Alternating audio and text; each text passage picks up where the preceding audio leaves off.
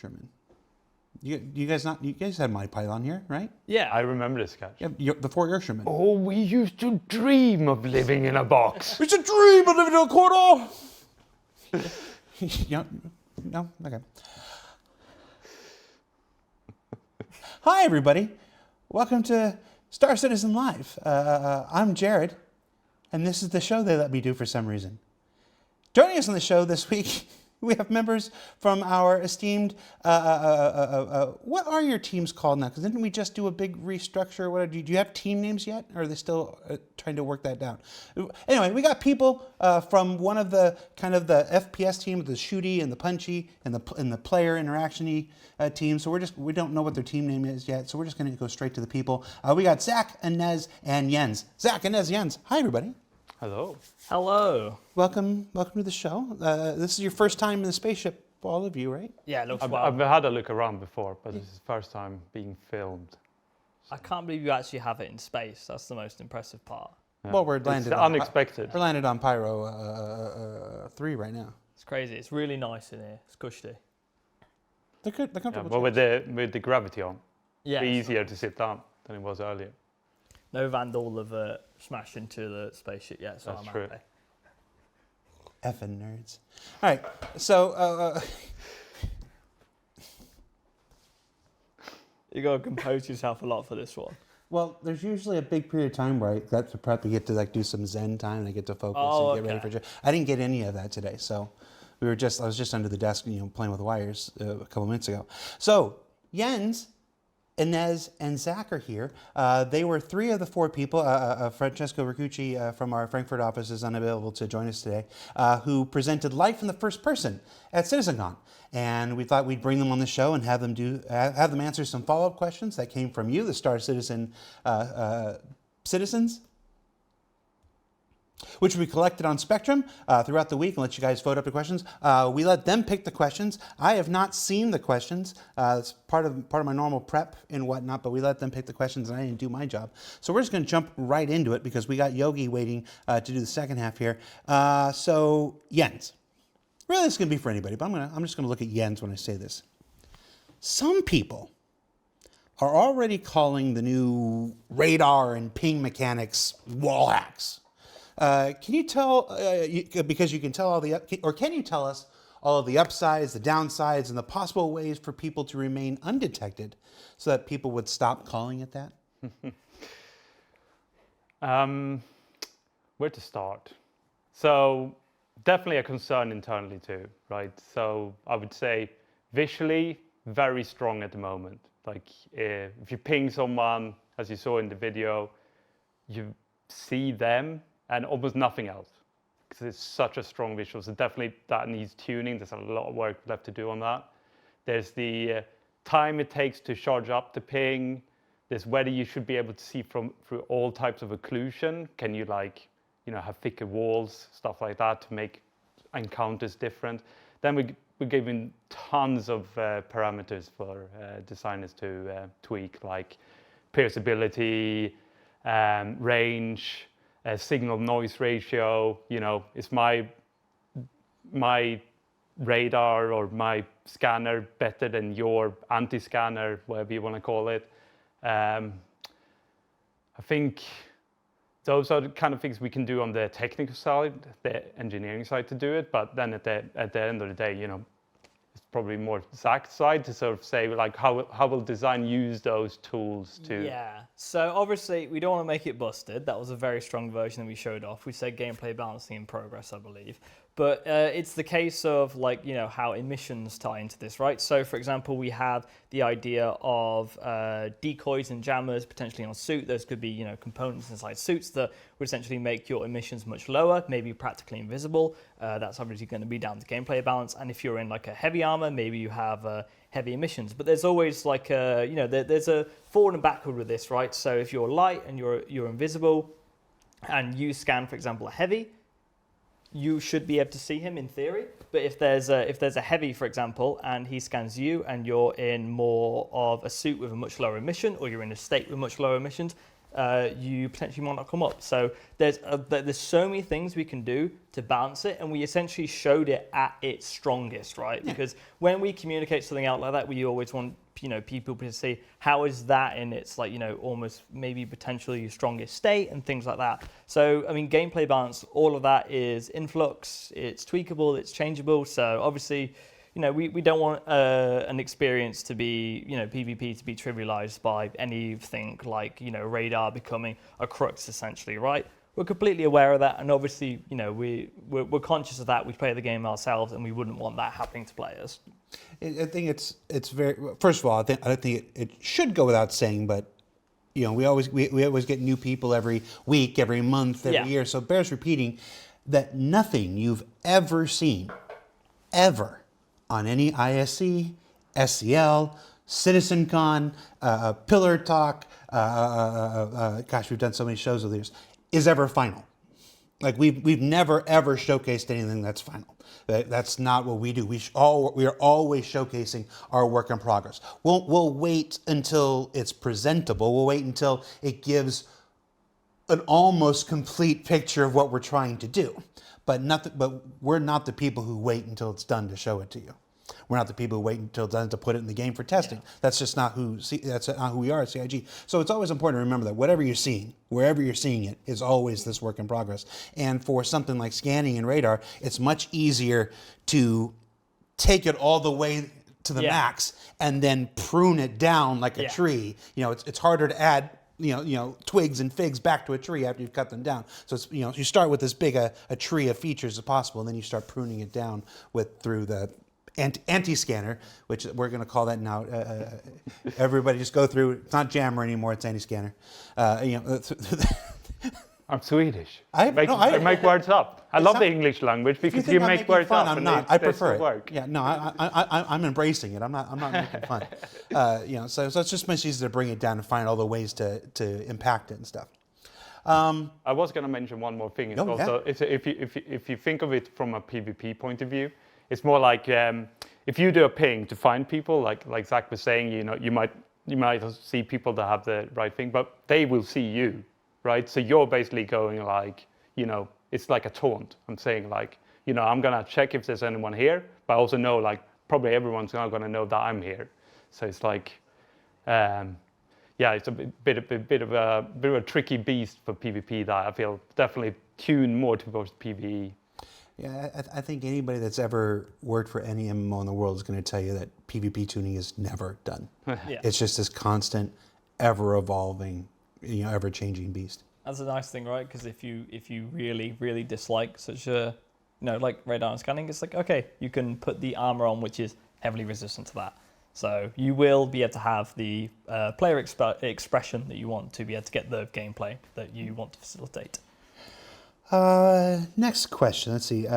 Really excited for the IK-powered interactions with buttons and control panels. Any thoughts at this point for interactions that are out of the player's reach?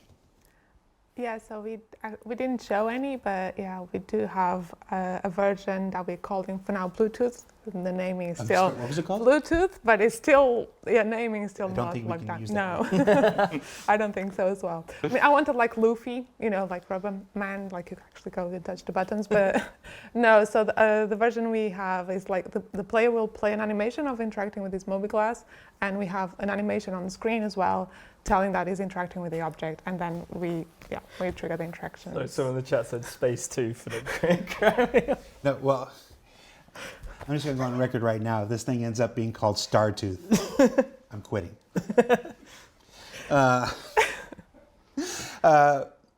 Following up on that then, are there going to be ship interaction animations when using a ship touchscreen? Are there going to be ship interaction animations when using a ship touchscreen MFDs, or is it only for physical buttons? No. So we do have some physical interactions with some UI screens, like we showed for like the elevator panels. Mm-hmm. But anything like any more screens are with more complex interactions, we are avoiding it. Like it's a bit hard to get the balance. Like we want to do some, search or like do certain operations in the screen. So having that doesn't really work very well.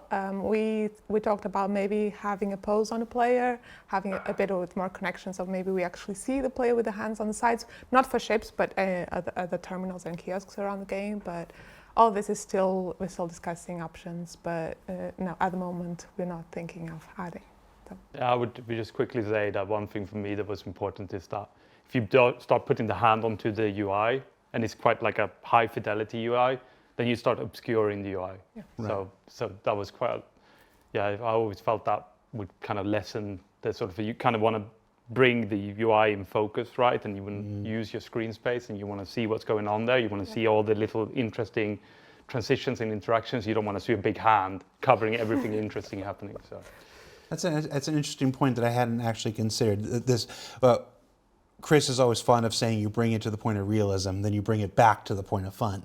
It's like, yes, it might be realistic to reach out and obscure the full touchscreen every time you try to do it, but like I said, because we try to have as many diegetic, user interfaces as possible, that would make it fundamentally impossible to try to read half of it. So you do have to kind of, how do you balance that? Is that just a gut feeling? Is there a metric internally, or is it just on a case-by-case basis? That's too much, pull it back. That's not enough, do more.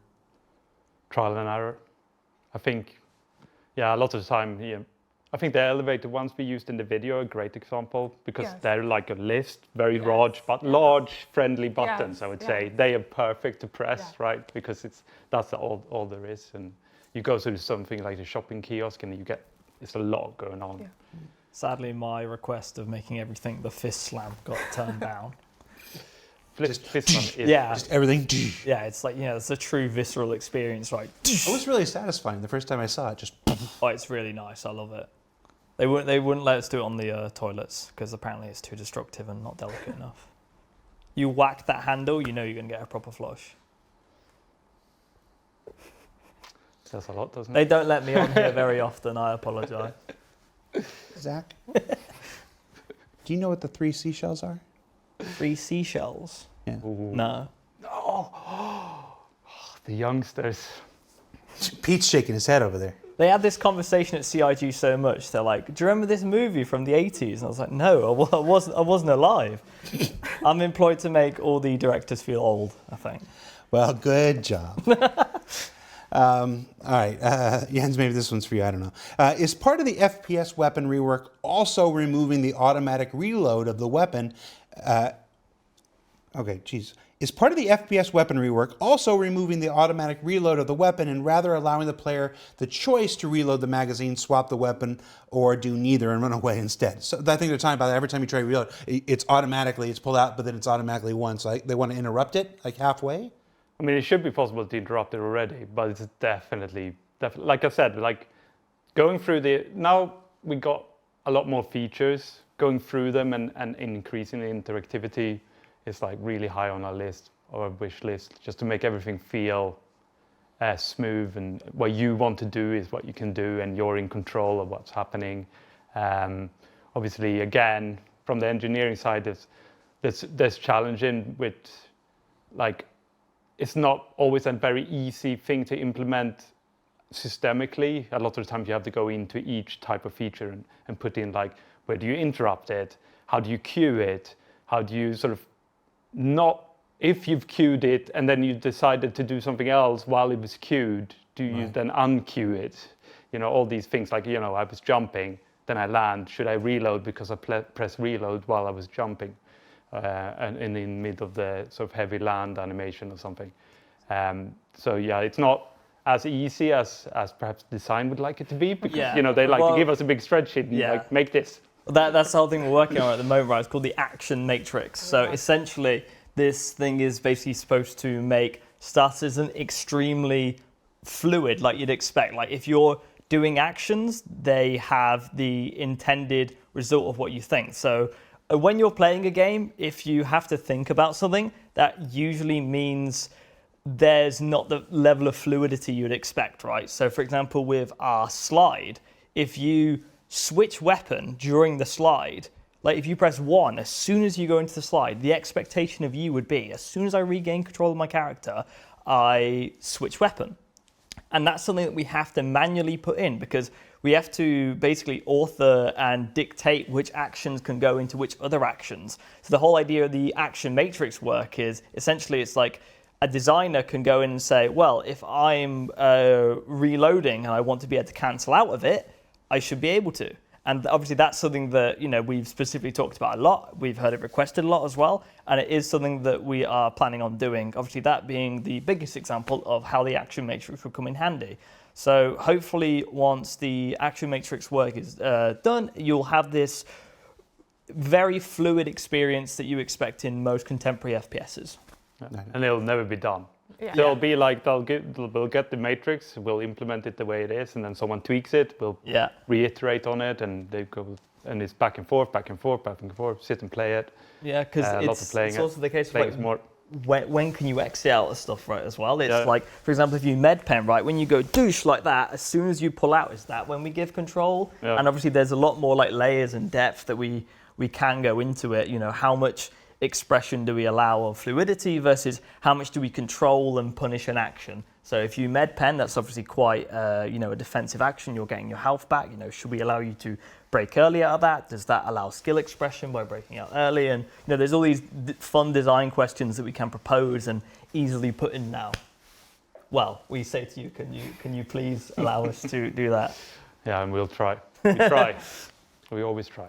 So the nickel version of that answer is we're working on a thing, we're referring to it as the action matrix. Yes. It'll probably be called the star action matrix by the time it's released.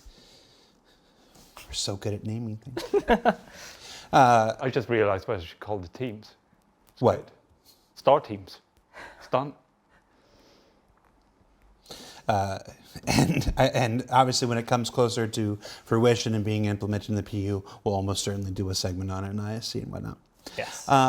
I want to address a question in chat. Tico Rico says, will we have SATA balls soon? Please say yes. No. I see this pop up every once in a while. I'm always very confused about it because SATA ball was a thing that allowed us to test zero-G mechanics when we didn't have the PU. It was a 2015 thing that was being developed back with our partners at Delphonic at the time because, you know, we didn't know when the PU was going to come online and we wanted to get some zero-G testing. Once the PU came online, there was no real reason for SATA ball anymore because we could just do all our zero-G testing there in the PU.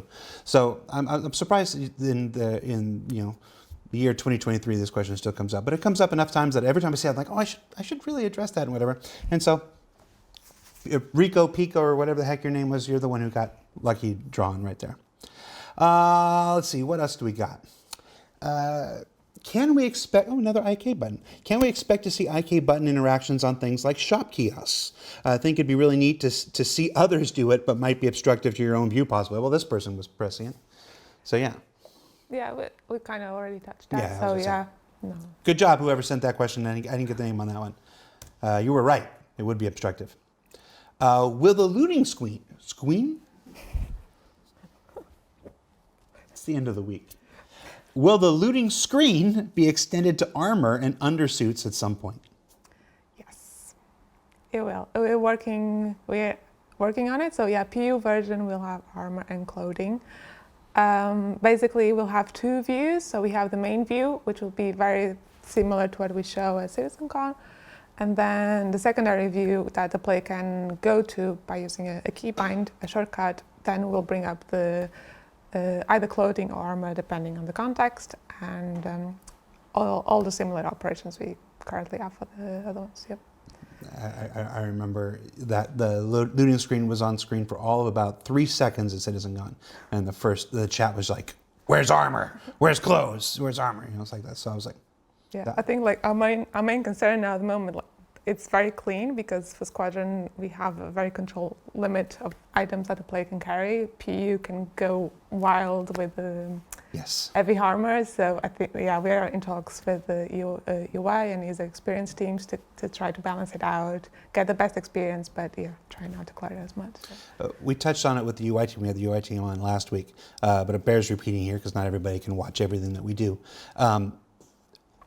these Squadron 42 technologies, these UIs, these features and whatever, they're not just brought over to Star Citizen by checking the multiplayer box and it going. A lot of these things have to be reshaped and reformed to work with the persistent universe. With a persistent universe that's continuously evolving. Like when they were first developed for Squadron, they might have included the way the PU was working then. And then, but as they, it's always this thing of them diverging and then bringing them back, and then diverging and then bringing them back. We're in the process of bringing them back right now. So those adjustments are what's going to take some time, and why we can't say that this will be out in January or what's the February. The one thing I think of when I see that question is always like. So for me, you have the two screens, right? So you have the first-person screen, the loot screen. That's all about like I'm in the middle of combat. I need some ammo. I need some grenades. And I got the big screen where I'm a paper doll. I'm in the middle. I can dress myself. I can move things between bags. I can have my here's a bag with all the helmets I've collected. Here's one with my favorite knickknacks and whatever. And it's funny when you say that. The first people ask is where's armor? It's like they're in the middle of combat. Like I need a quick way to completely change my outfit because this encounter will not go well unless I'm wearing that pink helmet. It is the screen as well. It is game changer. It is so nice. It works you'd expect, and it's just fantastic to use. Yeah, I think if you get it for the weapons, even if you don't get armors, it's such a win. When you're panicking, you need to grab a med pen. You just have that that fluidity, right? It's like you've gone in, you grab the thing, it's done what you'd expected, and it's like, yes, I'm in the zone. Bacon of War following along with Saddlebugs. He's going to show this to all the Necrode features. How is Grabby Hands doing? Grabby Hands isn't in development anymore either. We surpassed that with our interaction system years ago. So that's one of those things. When we do weekly, recurring, a docu-series behind the scenes every single week of a game that's in development, you're going to see things that we try. And some things that we try work, and some things that we try don't. Grabby Hands didn't work. We got the whole player interaction system since then. So, I'm assuming that was a genuine question and not somebody trolling me, so I answered it. Here's one. All right. So the second they saw the inventory, they were asking for armor. FPS compass? Ships have one. Why can't that be something in the FPS HUD? Well, I have something I printed this especially. I don't know if we get zoom. I have to go to the camera. We don't have a zoom yet. Yeah. Well, if you look at the UI talk or the life in first person talk, you will see that there is an FPS compass. So you can go watch our panel or the UI panel, and it's here. So I've for the people who missed it, I've drawn a big red box and an arrow for you as well. So yes, we do have an FPS compass. And we showed it at CitizenCon. And we might need to make it bigger. Twice. Yeah. The feedback. Well, yeah. Thanks for that. It happens. We're having a laugh, but we showed a lot. Yes. At CitizenCon. Yes. It's not. It's not completely unreasonable that something got missed. Of course. Across 8 hours, 2 8-hour days and whatnot. So it's a lot of cool stuff. The only reason why I did that was because that was the second most voted post on there, and I was like, "Come on, guys! Like, if you're on the thread for the panel of which one we showed all this stuff," and I was like, "Did you watch the talk?" But of course, people missed it. No, it was a long day with a lot of stuff, and not everybody has time to sit there and watch. And a lot of people, they instead choose to watch a little summary thing. That they watch a YouTuber summary or a streamer somewhere, and things get missed. I mean, it's just physics. Yeah. Obviously, when you're a developer and you're having lots of meetings about compasses and stuff as well, you're so invested about it, and when you finally get out, you're like, yes, and someone's like, where's that thing? It's like, oh, we had like a 2-hour meeting about this. Yeah, but I mean, I'm not complaining about anything. Not everybody has all the time to do these things. It's the content creators that make the shortened version stuff are invaluable to getting the message out. But physics is simply if you take an hour-long thing and cut it down to 8 minutes, something gets missed. Yeah. So it happens. Wow, we're just hitting the big ones. Okay, we went from armor to FPS radar to night vision. Are different types of vision something you are working on right now? They will ask this question of every team. They'll ask it of the UI team. They'll ask it of the graphics team. They'll ask it of the FPS team. They're just hoping anybody has anything to say ever. Give us something, Zach. So something.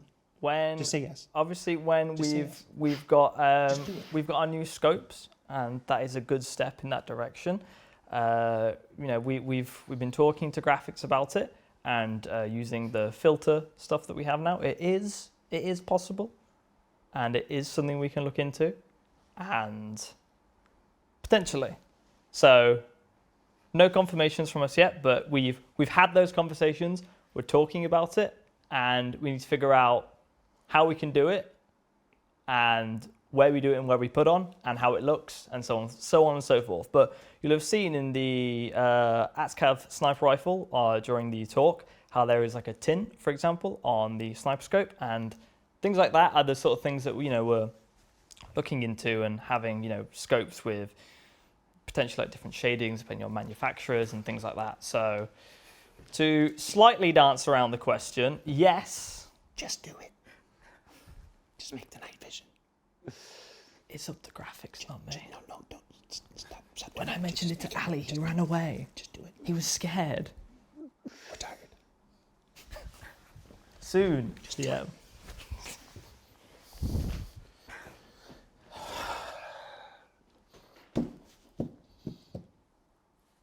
You get nothing out of me.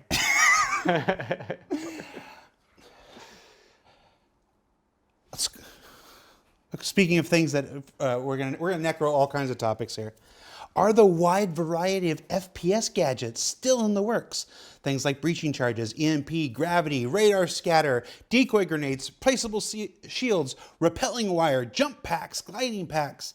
I don't know what gliding packs. Okay, like wingsuits, I guess maybe. What can you tell us? Anything about personal gadgetry? Yes. To mess shit up. We're still working on those. Stuff like deployable shields. You've seen some laser trip mines. I believe they're on the PU now, and that's an example of a gadget that should hopefully be coming to the player. Some also more contemporary FPS things like flashbangs, smoke grenades, things you'd expect. The idea is we want to nail the core FPS experience before we move on to crazy sci-fi gadgets. So once we've got that stuff, it's nailed in, it's looking great, then we can move on to more crazy space things. So black hole grenade or anything crazy. Sure. You got to wait for that. If I get a black hole grenade before I get night vision, I know where you sit. Why are you so obsessed with night vision? Like specifically night vision? I'm tired of getting asked about it, Jens. Ah, okay. But what about if I could give you either subtle or night vision? Which one would you have? Night vision. Okay, it's good to know. Jared's tired. Tired. I feel for you, Jared. Tired. I'll see what I can do. Let's talk about pouches. There's a segue. I'm a child of the 90s comics era. I love pouches. One presentation showed off pouches we can attach to our gear to add additional storage space. Another presentation showed a more limited inventory window made for easy looting. Will the two systems work together, or are pouches already being phased out in favor of a streamlined Squadron 42 inventory system? There will be pouches. There will be pouches. They are in concept. They will work with the inventory we're showing. There's some concepts to be on the looting as well, and that's all I know. But yeah. Because I'm not full on like whenever time I play a video game that has comic characters, I always gotta use those 90s versions of the characters that have all the pouches, like the Spider-Man, Scarlet Spider that's got the pouches on his ankles. He had little pouches on his ankles. I'm like, bring that stuff back. I love that stuff.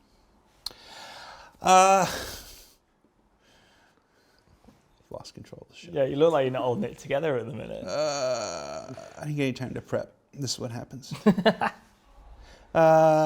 We talked about ammunition. We talked about the reloading, the ability to interrupt, the ability to stuff like that. What about magazine repacking? Having multiple magazines with only a few rounds is quite annoying. Ooh, do you want to talk about this?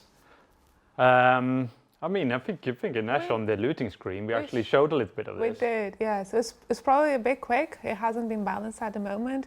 So we call it the ammo repooling. But yeah. So the player can trigger for the different magazines using the looting screen. But the play can also trigger it outside of the looting screen. So if he's holding a weapon and you can trigger the ammo repooling using the same key binding for the looting, and that will trigger the repacking for the magazine that we're currently holding. But yeah, we're still balancing at the moment. It's really quick, so there's really no consequence of using it. But yeah. Let's see, we've almost had time. I think we'll squeeze in one or two more though. I want to talk about the slide mechanic. That was another one that set Twitch chat on fire during the live stream. With the slide mechanic, how do you intend to mitigate hitbox abuse by rapidly crouching or uncrouching? Will this be done with inverse kinematics and inertia, making the player take some time to stand back up?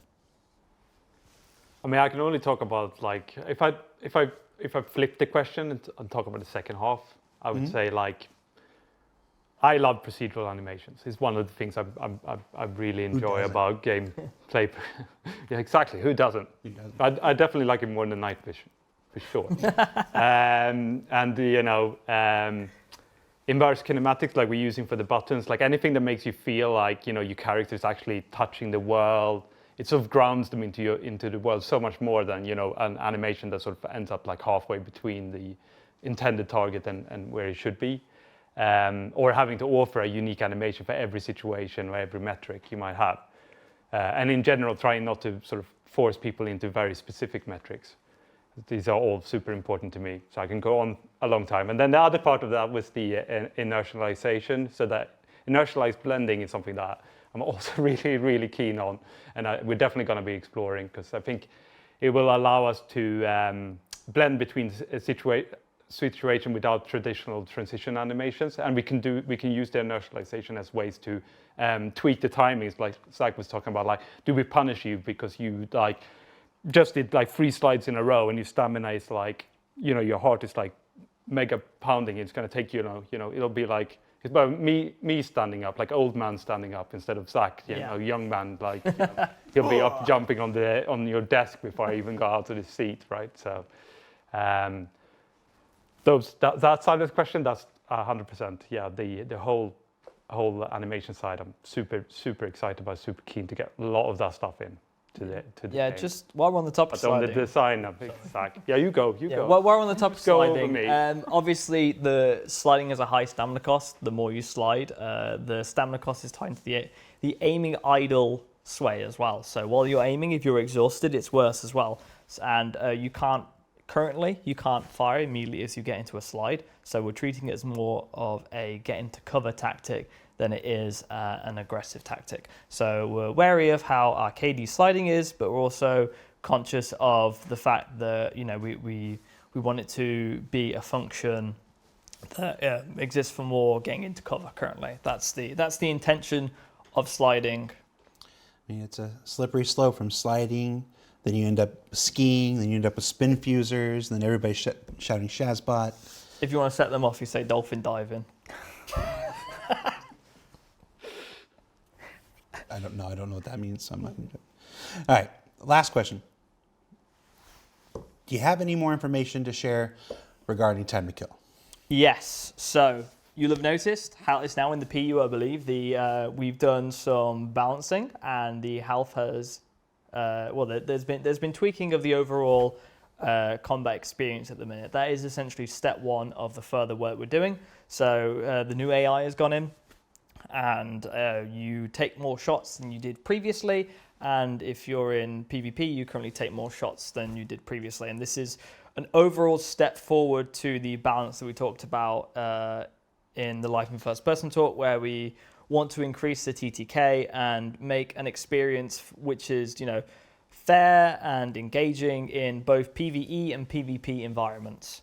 Because obviously there's been a lot of talk of frustration of, you know, Star Citizen's, like it's a lot of prep work, right? It's before you fly down to a planet, before you fly down to a bunker, then, you know, if you just walk out your ship and there's a guy hiding in a corner with an assault rifle and he beams you down, you've lost all that time. It doesn't feel overall fair. So we've done some changes and we're going to continue working on. This is the literal first iteration that has gone in, and it's something we'll be iterating patch to patch, you know, receiving feedback. This feels too long, this feels too short, this is unfair, even tying into like the injuries as well, right? anyone who's done a lot of bunkers will have noticed a lot of they're getting a lot more injuries now, for example. So obviously, we take the point of realism, bring it back to fun, right? So the cost offset of increased health is that you get more injuries. So you are, you not punished, but for engaging there is a consequence, and it's not, the consequence isn't death. Now here is basically a injuries, medical system, medical gameplay, giving that more purpose, life, breadth, depth. I was going to say, because any work on time to kill has to naturally include work on medical gameplay. Yeah, medical gameplay. You can't do those in a silo. Yeah, it's a sparrow fish, right? It's one of those things where it's like we don't just go in and tweak a number. We have to think of all the other cascading consequences and effects of all those things. But overall, the feedback has been quite positive. I've been annoying some Twitch streamers. I've been, annoying people on Reddit, say, how do you feel about that? How's that going? Reading Spectrum, and just getting an overall idea of what people think about it, how they feel about the current direction, because it's a very contentious issue when people talk about health, because it's always one of those things where, in gameplay, it's such a big thing that everyone has preferences as well, which obviously plays into it, and it's one of those things where we take a wide variety of feedback, and we want to get somewhere where we can land the community's happy, everyone's happy, and it plays really good. And this is so much more than just health. Health is just one aspect Yeah. of this overall time to kill. Shields, armor, health, injury, armor, medical yeah. gameplay, all these things. And yeah, we're obviously all very conscious of that, and yeah, I mean, we're giving it to you now, and then you can give us feedback, and I think that's a good direction for us. Right. Well, Jens, Inez, Zach, thank you for hanging out with us at the end of the week. Joining us here on the spaceship. Thank you for taking the time to pull the questions from the community. I want to stress again, these were all questions picked by the developers. So these are the ones that they wanted to address and jump in and had the best info for. So thank you so much for doing that. You can go back to your desks and start working on night vision, and we eagerly await any update you can give us on that. I did forget to mention one thing. What about night vision? No, not why, even better. We're currently in the process of trying out if equipment obfuscates shots, because currently if someone hits like a magazine on your chest, you don't take any damage, and that's been a big community sticking point, and we're going to be trialing that and seeing how that goes and how that plays. Like the magazine explodes? No, the magazine will get wear and you will take damage as if you got hit. I don't know if that's better, but I mean, if you want to call it star vision, I'll allow it. There was a conversation about, well, if you shoot a grenade, shoot a grenade, it should explode on someone's body, and it was like, ooh. All right. Jens, Inez, Zach, thank you so much. Who are you? Yogi, are you there? I'm here. Hey. Okay, we're going to take a break because Yogi's still here. And when we come back, we'll do part 2 where we follow up on the Taking Flight presentation. Stay tuned, everybody. Bye.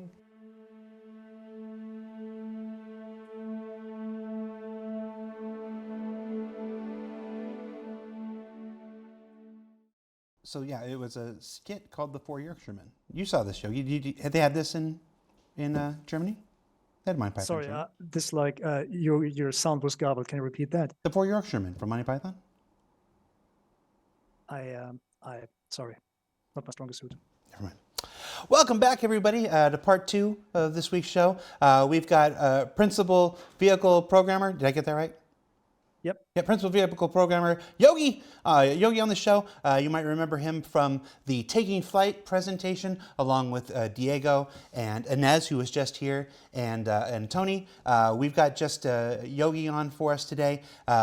We are going to dive right in. We are going to go. We've only got 20 minutes of the show, but considering that last week's show ran into some technical problems and we still haven't rescheduled for tours and everything, we're going to go into some extra innings on this week's. We think there's a lot of good questions here, and you guys certainly deserve it. Plus, it'll give you something to do while you're waiting for the website to come back up, because I understand that it's IAE Day 1 going on right now, and well, the website's going to website. So, Yogi, before we get started, I wanted to ask you, how was your presentation? How do you think it went? How was your experience at CitizenCon like? I didn't see too much from CitizenCon actually, because we were like, when we thought the build was working, the water wasn't working and panic broke out. like with help of like Ali and Will, we got it all finished up. So it was okay. And then we had a really good Saturday night rehearsal. And then on the next day, the stick broke while the demo was on. It was stressful, but it was very fun. Like I love these times where you basically, well, I'm on the receiving end of so much love from the community. It just keeps me going every day. It's nice. You ready to do some questions?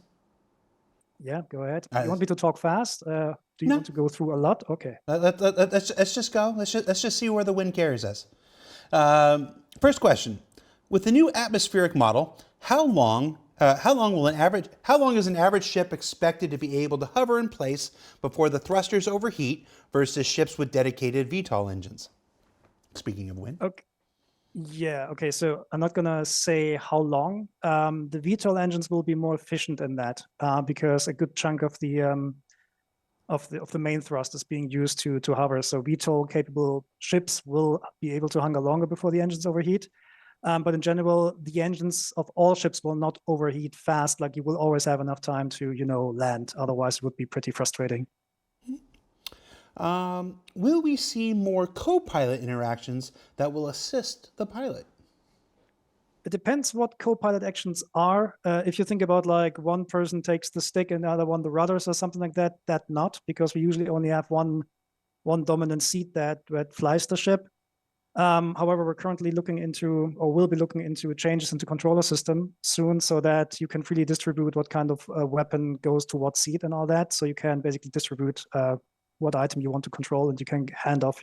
For example, in a Cutlass Black, you can hand off like the forward-facing gimbals to your co-pilot behind you, and they can use it then.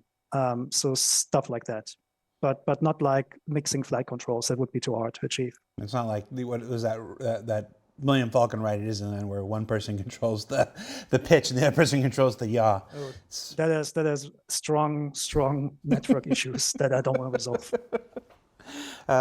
My understanding of co-pilots these days is they just make all the announcements to the rest of the passengers. Yeah. Oh. Or they do like checklists and whatever. I mean, you can still roleplay that if you want to. Maybe work into the resource management gameplay there. Yeah. Let's talk about master modes. We got a couple questions here about master modes. What is the current backlog of ships needing to be converted to master modes? A couple, 30, all? I think it's like all of them. Like, well, talk to me. The proper answer is all of them. I mean I can't check how many flight controls we have, but we have like it's definitely in the triple digits. When we're gonna move the stuff over to the PU, we will not do it all in perfection at once. So we're probably gonna have like the speed tuning first. So basically limiting how fast the ships can go. And then we're gonna implement the actual handling changes of the ship archetypes, meaning like streamlining all the ships so that they feel similar, bespoke to the archetype that they're supposed to be in. And then we're going to go to the individual differences. So this will be like a multiple tier thing, which basically will take some time. I don't know how long that will take. I mean, this will be on Rich Towler's team. So he can probably give you a better when answer, but it will come in multiple stages. Okay.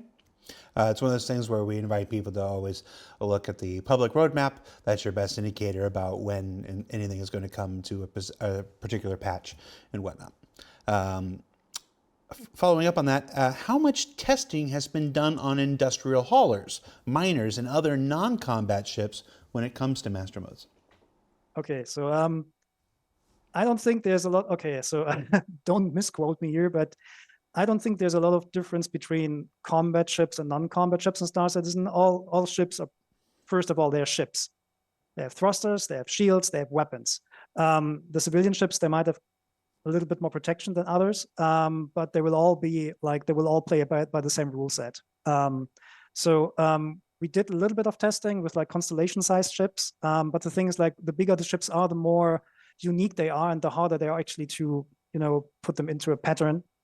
So we actually did not test too much on the really large ones. But long-term, in terms of the combat gameplay, you can expect that fighters will not have an easy time around larger ships. So yeah, so that's all I can say about this at the moment. Gotcha. So I don't know. So the next question here says, how will master modes affect ships that don't use main thrusters, like the Kar-2-Wal, the Santak Yai, or the Miss Fury? Yeah, that's still the same tech below it. They're still gonna, I mean, like certain alien ships will make them unique, but when it comes to like combat, balance, and gameplay, it's not just about the maneuverability, it's also about the, the shape of the ship. Like some of the alien ships, they have like a really large profile, so they're very, very easy to hit versus like an arrow that looks at you and basically disappears. So, but also here, like the same rules will apply there. So in navigation mode, they will be faster than they are in SEM mode.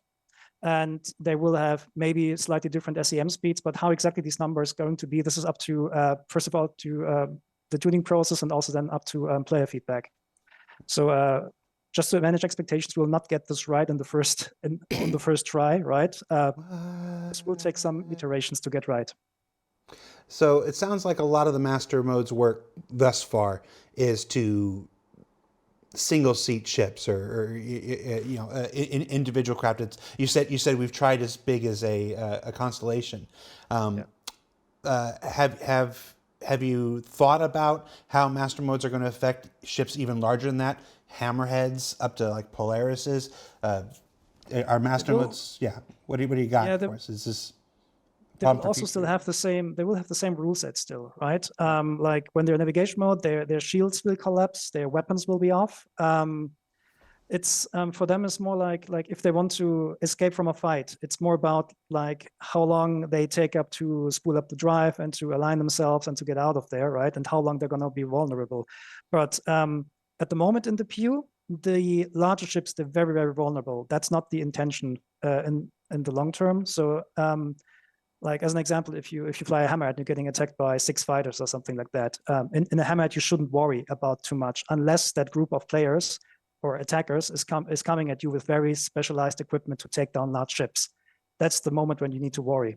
So, I mean, the rule set in general about how larger ships benefit or not benefit from master mode,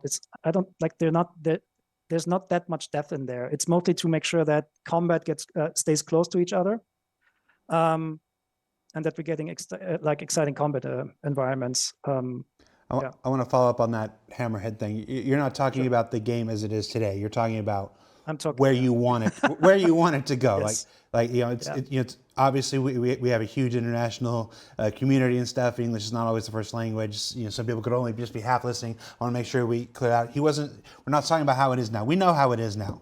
Everybody knows how it is now. Yeah. We're very aware of the issues. The work of the Taking Flight presentation, the work of Yogi's team, the work of Master Modes and all stuff is about where we're going with this stuff. And obviously, like I said, and it's not just your team's work. It's Torsten's resource management system. It's the Maelstrom with the physicalized damage system. It's all these things come into play with increasing the time to kill and and changing the ultimate experience of flying a Hammerhead from what it is today to what we want it to be tomorrow.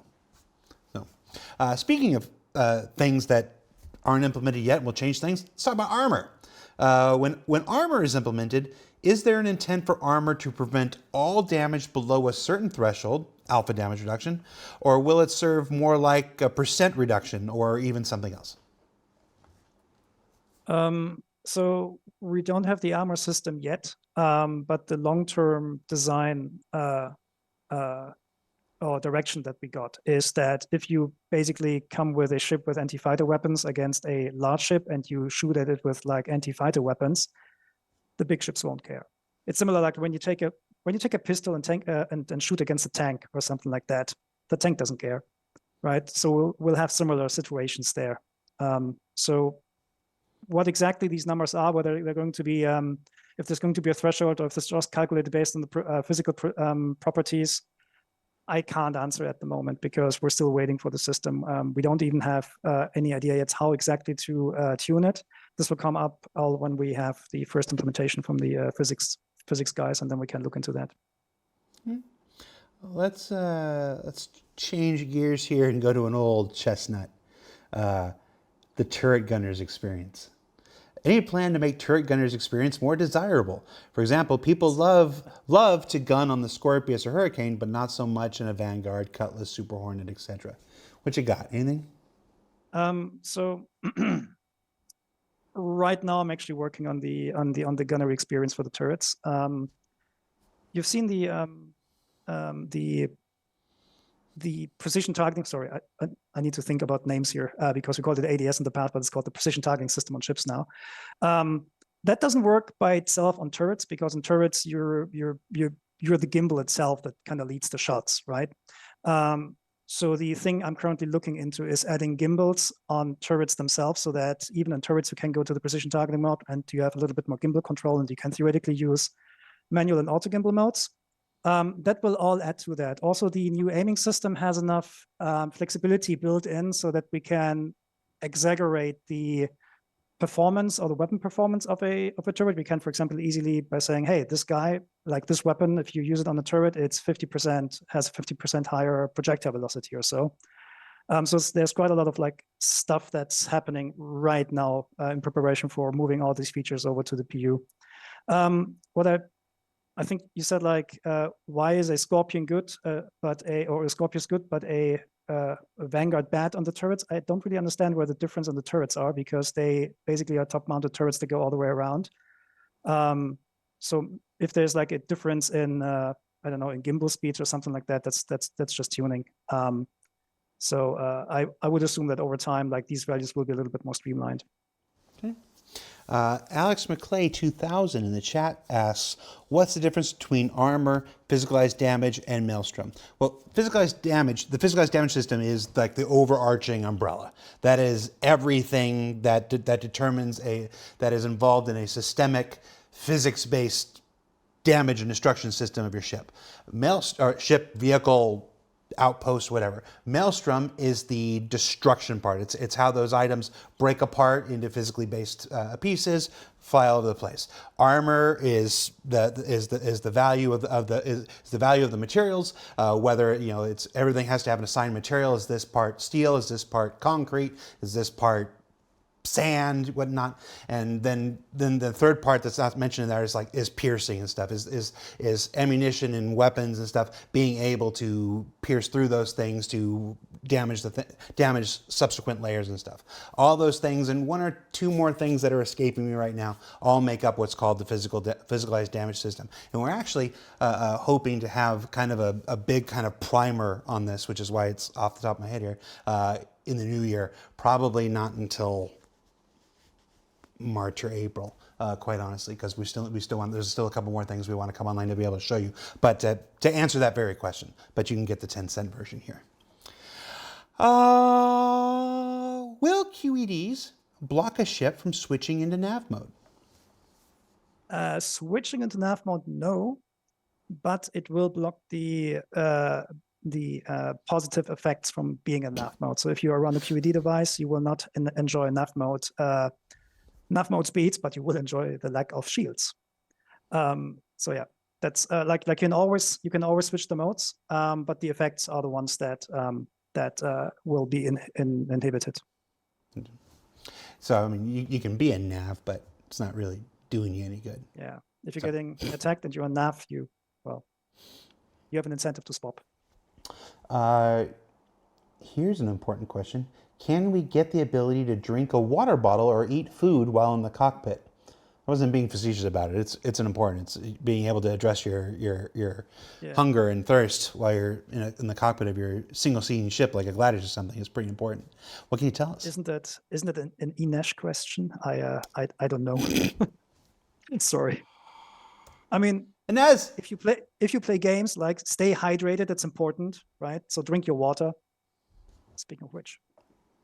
All right, I'll see if I can follow up with Inez and get the answer. I'm sorry, I really don't know. All right, then we'll go back to atmospheric flight.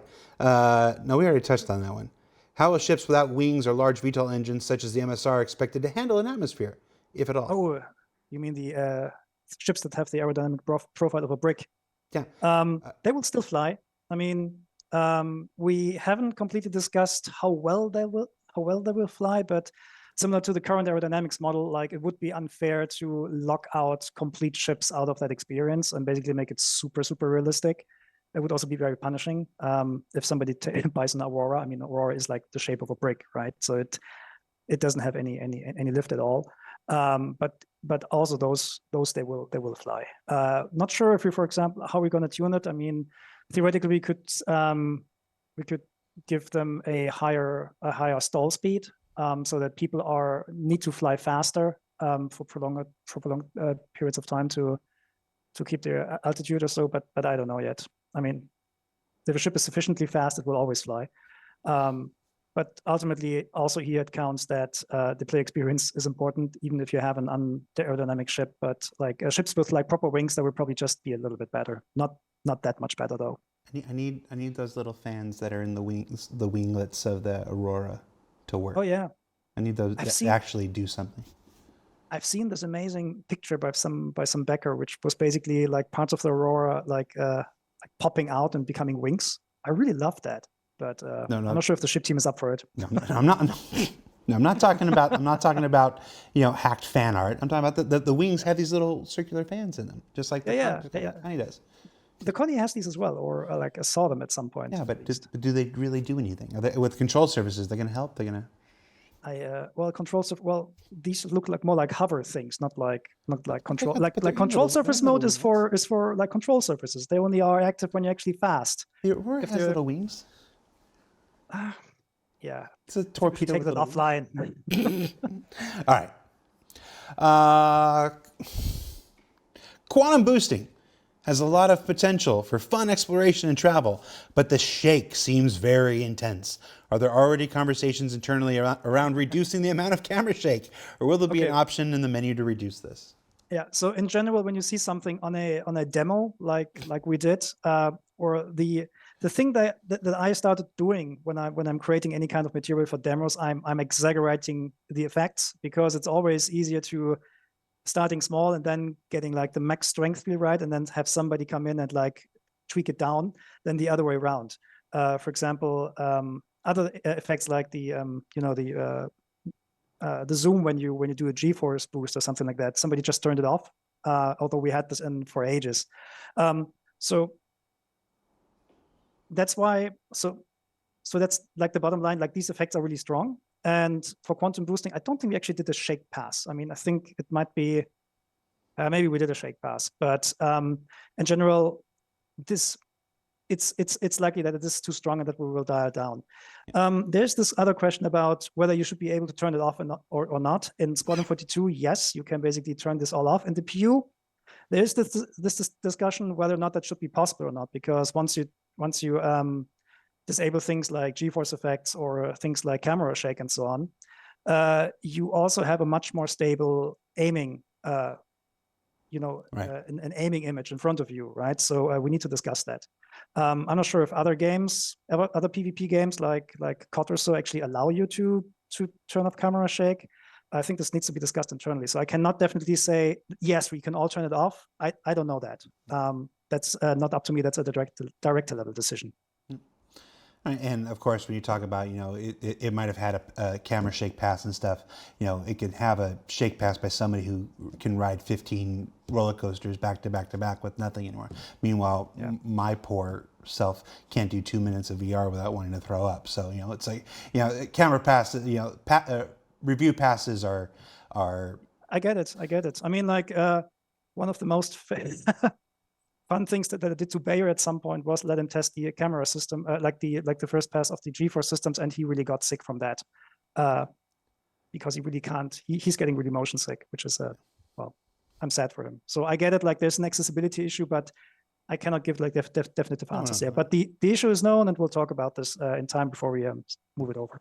And honestly, if you did, I wouldn't believe you anyway. Right now, it's too early in the thing. There's still too much development to go between here and there. Yeah. So anything can change. You know what they say, the only constant in game development is change. Will there be an option for a higher level of zoom in precision targeting mode for artillery ships like the Ares Ion and Perseus? That's an interesting question. I mean, I'm not sure we'll see. So what the gameplay is not about, we don't have sniper gameplay or something like that, right? Like if you fire from like 8 clicks with an Inferno or with an iron against a target, this is not sniper gameplay because the bullet will be traveling for quite a couple of seconds before it goes there. So this doesn't really work. So I don't think having a super strong zoom actually helps. The other problem with zoom is that if you have like a very tiny, like a zoom basically reduces the field of view to just a couple of degrees, right? Once you get down to like, I don't know, 10 degrees or something like that, you have the problem that the background might look really, really bad, like because then things like background texture resolutions come very much into play. Also, having such a strong zoom doesn't really add a lot. So, but also that the extra zoom strength are up for discussions. We'll probably just ship it out with the first revision. We might even have it too on different operator modes, where different operator modes have different kind of zoom strength. We might even change it based on the weapons. I don't know yet. So there is the potential, but there's not like I cannot just flat out say yes, we'll do it. This is would not be appropriate yet. It's a bit of an FPS trope. I'm not saying it can't apply to spaceships. Just there's so many other things to do. Yeah. With the new changes in the atmospheric flight system, will some ships like the M50 or the Origin series, I guess the 100, at the M50 or the Origin 100 series land like airplanes instead of with VTOL? Oh, I really would like to have that, but I don't see that in the near future. You mean because these actually have wheels, right, yes, on the landing gears? Yeah, I don't even know if they're actually if they're like moving wheels. I don't know. I mean, I don't see this right now. Like all of our landing pads are like pads where you vertically go down. I haven't seen any runways. Like I would love runways, but I don't see that in the near future. But with the aerodynamic system or with the control surface mode, you can actually glide in there like you would actually land like that. So yeah, I guess we'll have to discuss it at some point. Just do it. Just do it. Whoa, Jesus, Jared! Just do it. Just make them land like airplanes. Okay, I'll talk to some people. I'll create a Spectrum thread about this, and this will get somebody's attention. I'm not an artist. You don't want me to build a runway. If I build a runway, it will be long and blue, pink, and whatever. So it will not look good. Okay. Let's talk about ship weapons, or more specifically, ammo. Will ammo for ship weapons ever be decoupled from the weapon itself? Right now, ammo is basically inside the gun. But will ammo storage that varies by ship archetype and carrying extra crates of shells aboard larger ships be a thing we could expect to see? We talked about this internally quite often because from a balance point of view, this is also what I would like to see, basically sacrificing hard points for bigger ammo storage or something like that. At the moment, we do not know how to properly do it. We had some talks with with Thorsten and the Resource Network people about how to do that, having ammo belts and so on. That could theoretically do that, but at the moment, we don't have a proper plan for that yet. Long term, we absolutely would like to have that because it also allows logistical mechanics behind that where you can just serve as an ammo bearer for somebody else and so on. So yeah, so nothing concrete yet. But in terms of balancing, it actually hurts us because sometimes our weapons are mounted on different types, and if I have a size 3 ballistic repeater on a medium fighter versus on a heavy fighter, I think on the heavy fighter it should have more ammo, right? Because it's just chunkier and bigger. And at the moment we cannot do this. So this is actually an annoying problem for us as well. Bloss, he's not saying there's no ammo reload. He's saying will it be separated boxes and stuff. We still have, there are still ships like the Vulcan. What's the other one I'm thinking about and stuff and stuff like this. And there's still it's talking about just complete separation of every single ammo type from every single weapon. And he's saying he wants to do it. He's just saying there's no active in progress thing for it. At the moment we can't do it. I'm not sure if we actually had different ammo types for the same weapon because usually we're balancing our weapons with a specific ammo type. But I mean this can also change. I mean at the moment they're bigger fish to fry first, but Why am I looking at me when Yogi's talking? There you go. I'm just telling you, just you were talking, I was looking at my dumb face. I'm like, why am I seeing my dumb face when Yogi's talking? I always see my dumb face when I start talking, because then my Zoom preview call swaps up to the other one, so I see me twice, just one time delayed. I would rather look at you into the face. Yeah. No. All right. Let's see. What other big ones? I mean, we're in OT right now, so let's see if we can make sure we get some big ones while we got you here. Okay. Why the choice to go towards space drag style SCM combat? One of the unique elements that Star Citizen had was the free, full 6 degree of freedom speed limit, with acceleration being the defining difference between ships. Did we drop 6 degrees of freedom? Did I miss a memo? No, we did not drop 6 degrees of freedom. We just, so, I mean, it was always, I mean, ideologically or theoretically, you could say, yeah, we clamped down a lot of the stuff, but the flight model in Star Citizen always had a speed limit, and we're still having the speed limit. We just made it lower. And with the boost space, where the draggy stuff comes from, we made it a little bit more dynamic.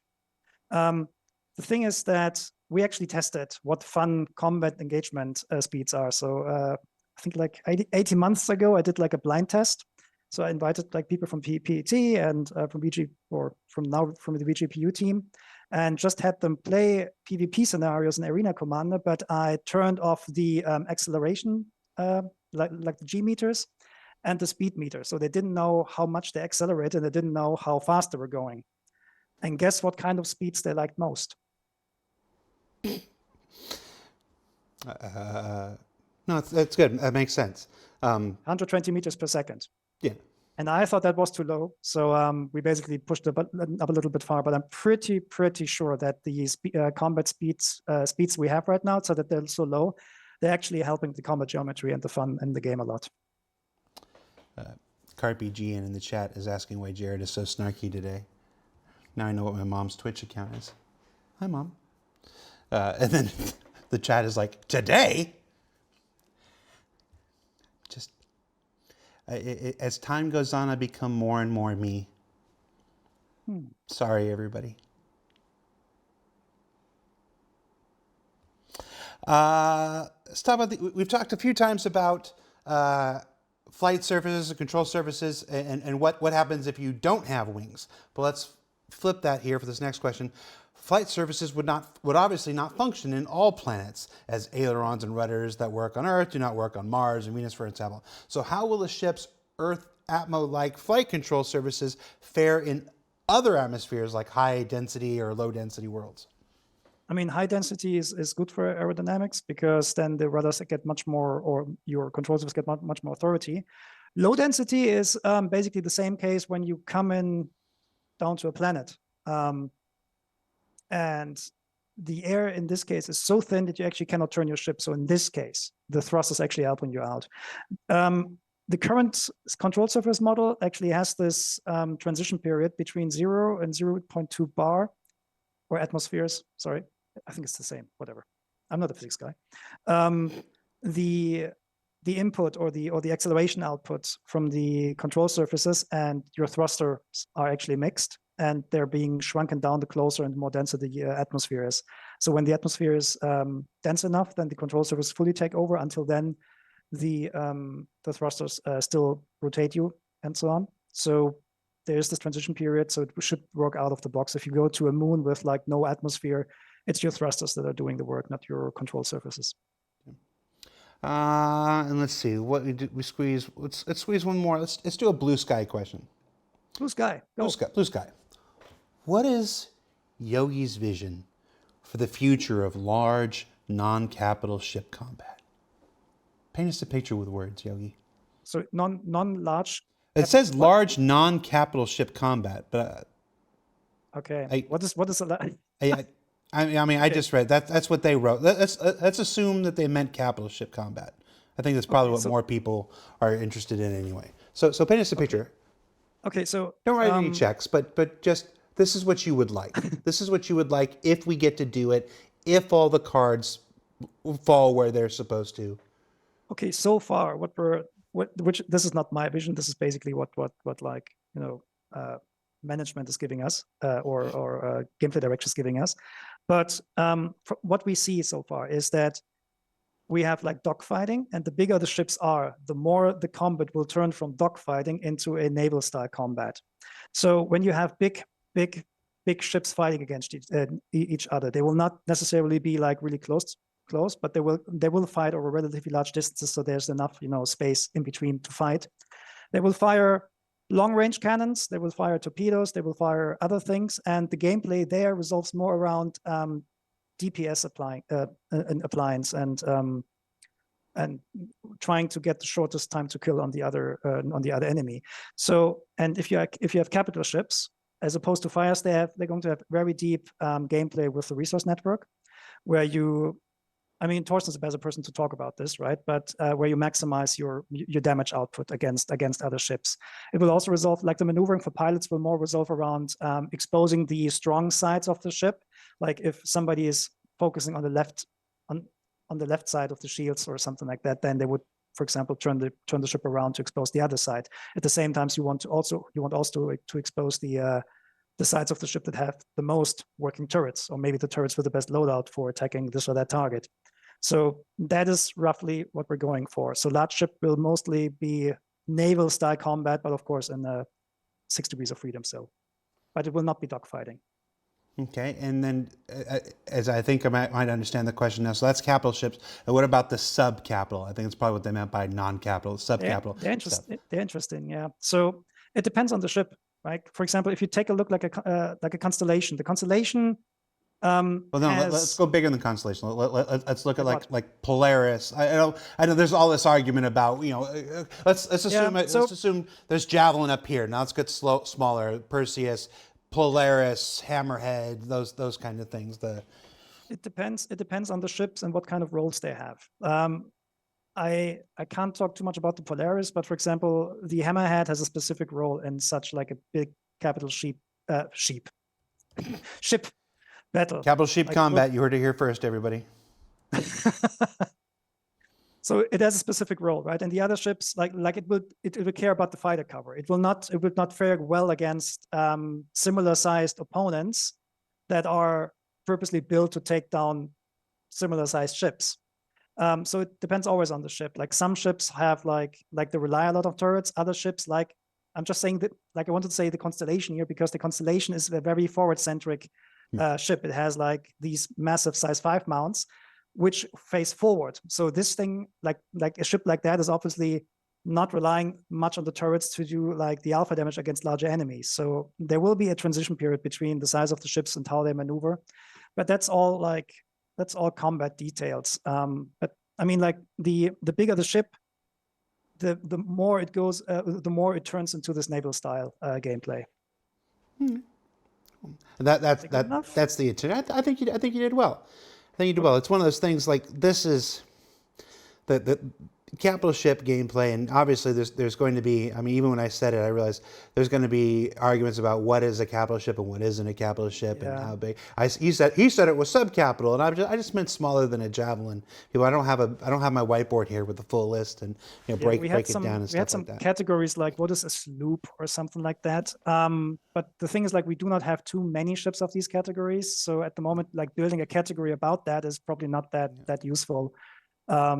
We'll see how it all plays out. But I think that's like that was where my dream for Star Citizen always was when I was a backer before I joined the company and stuff. My vision was my thing that always appealed to me was that capital style gameplay. Also like a Cannonball Run style race through 10 different star systems that I wanted to set up. But come to gameplay, help us make it happen. Yeah, well, I mean, we're getting there as all these fundamentals go in. There's we're gonna have to stop. We're gonna have to shit or get off the pot here eventually. Doesn't do it. So cool. Just being real. I mean, it's got to happen. So yeah, it will happen. Yogi. Yeah. Thank you Thank you for hanging out.